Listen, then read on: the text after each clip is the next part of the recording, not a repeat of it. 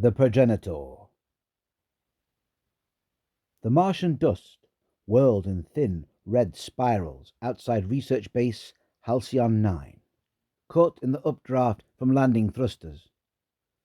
Dr. Miriam Arden watched the dust dance from behind her faceplate, her boots firmly planted in the ochre soil of the Valles Marineris sector. Behind her, the triangular stone frame, newly cleared of rubble, loomed like the mouth of an ancient god. A dozen science stations scattered the Martian surface now, like glitter across a rusted coin, but only one had unearthed this. Miriam was no tourist to Mars. This was her fourth tour. 3 expeditions prior had made her name in the new field of exoarchaeology, and her patience had earned her this moment, the first confirmed alien doorway buried under a millennia-old rockfall. It had taken 3 years of clearance, political wrangling, and planetary permits to get to this point. She turned to the team. A lean, sun-brown linguist named Kamal adjusted his neck seal. Beside him, the biologist whispered in hushed tones. Greta Voll, the physicist and mathematician, kept staring at the triangular carvings on the frame, running her gloved fingers over them reverently. The embedded drones of the journalist, Lev Calder, hovered silently overhead, capturing every moment. "This is it," Miriam said, voice transmitted over the suit comms. "Inside that doorway is the first real contact between Earth and the universe." No one cheered. The weight of it all pressed down too heavily. The door opened with neither ceremony nor resistance. Beyond it stretched a tunnel, long and unadorned. As they walked, lights hidden in the stone itself began to glow with a cool, crystalline shimmer. The air remained thin and inert. No atmosphere here. They continued until the tunnel suddenly opened into a cavern vast enough to crush the imagination.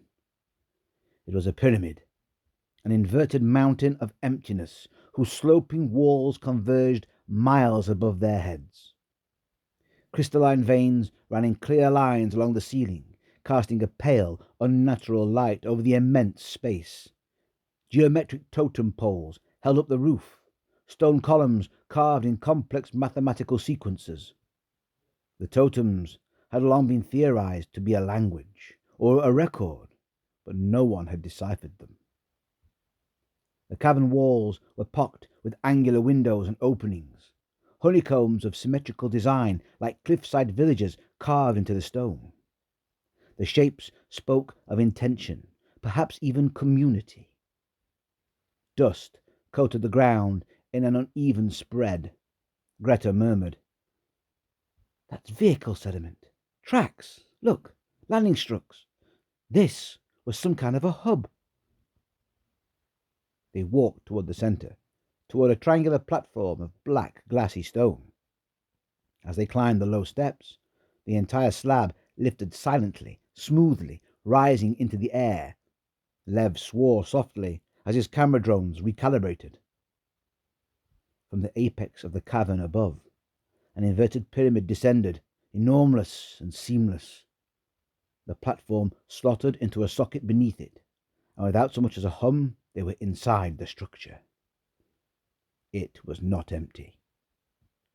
A single, massive totem hung from the ceiling like a chandelier carved from black bone. But it was no totem. Not this one. It was a creature, conical, 3 times the height of a man, with stubby radial legs like columns. Its body tapered upward, smooth and blubbery like a whale's flank. From a third of the way up, 4 tentacles hung motionless, each ending in fine tips. The apex of the cone held a retracted structure. "That's not a sculpture," murmured Dr. Sanchez, the senior xenobiologist. "That's an organism, or at least it was."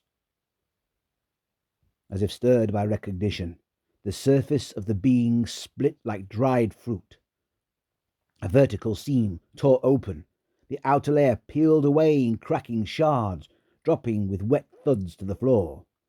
Inside, yellow flesh glistened, ridged and muscular, gasping as if waking from 1,000 years' sleep. It heaved itself upright and righted its orientation. A long silence followed. And then the apex bloomed. It blossomed, and an enemy-like crest unfurling.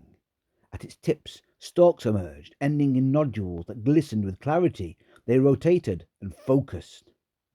"Eyes," Sanchez whispered. "Those are its eyes."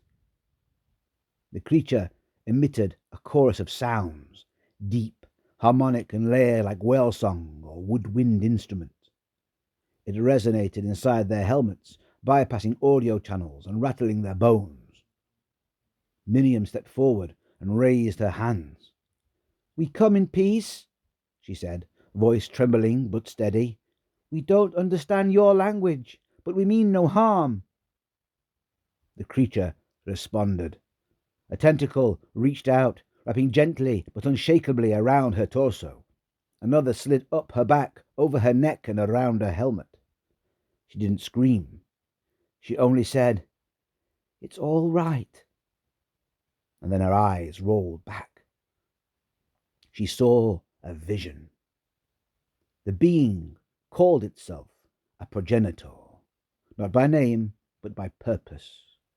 It and its kind were engineered by an even older race whose true form or culture had long since vanished into cosmic myth. The higher beings had uncovered a universal truth. Life is the only force that resists entropy. Intelligence, art, civilizations, these are ornaments of life, not ends unto themselves. And so the higher race began its final act, to see life across the stars, in every form, on every world, through every chemical possibility. The progenitors were their hands, their gardeners. They terraformed, bioseeded, cultivated. They were not creators of life, but shepherds of its spread. They made gardens from planets. Earth had been one of their proudest successors. Mars had been next, but something went wrong. The magnetic field of Mars collapsed. Solar winds stripped the atmosphere. Water vanished. The project was abandoned. Its chances too slim. But the progenitor assigned to Mars had refused to leave. It entered stasis, waiting for even the faintest sign of life's return, a flicker of potential. That flicker had finally arrived, in the form of humanity. "You have returned to the garden," the voice said, though no lips moved. "And so my task is complete." The connection ended. Miriam stumbled as the tentacles withdrew. Her visor was misted from within. The creature stood tall, perhaps even proud. Then its colour faded. The anemone eyes retracted. It slumped where it stood and died. The silence was broken by the sound of cracking stone. The platform beneath their feet began to descend. The structure groaned. Light strips flickered erratically. "A self-destruct sequence," Greta muttered. "Its death has triggered it." "Go! Go!" Lev shouted. His drone zipped ahead, lighting the way. The team ran through the tunnel as dust began to pour from the ceiling like ash. They reached the doorway just as the first support totem collapsed with a thunderous roar. The opening sealed behind them with a grinding avalanche of rocks. They stumbled into the Martian sunlight, panting and wild-eyed. Silence reigned again. The crater where the tunnel had been now resembled a wound. Nothing of the structure remained visible. The entrance, the totems, the progenitor itself, they were all buried forever. Miriam fell to her knees. "We lost it." Lev raised a hand, wiping grit from his faceplate. "Not everything," he said. "My drones recorded it. Every step, every word." They turned to him. "This isn't the end," he added. "It is just the beginning."